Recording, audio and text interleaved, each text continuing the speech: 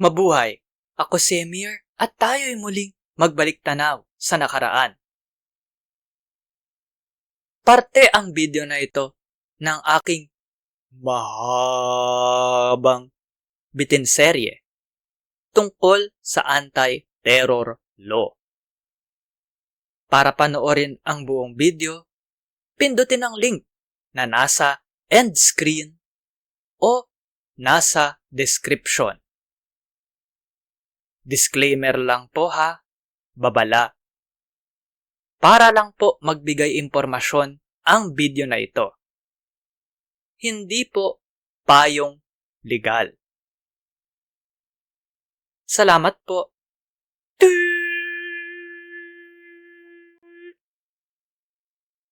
Dapat tiyakin ng pinuno ng detaining facility na pinaalam sa kinulong ang mga karapatan sa ilalim ng ATA, dagdag ko na rin, sa ilalim ng saligang batas, at dapat siguraduhin may access sa kanya.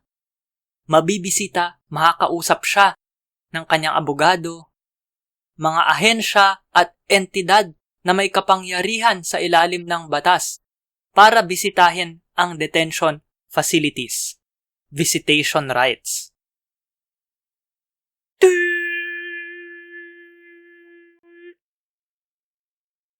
I-like at i-share ang video na ito sa social media. Mag-subscribe at pindutin ang batingaw o bell. Panoorin ang iba pang Emir's Bitin, Baliktanaw/InHindsight. Suportahan ang palabas sa Patreon, sa PayPal, o magbigay ng crypto.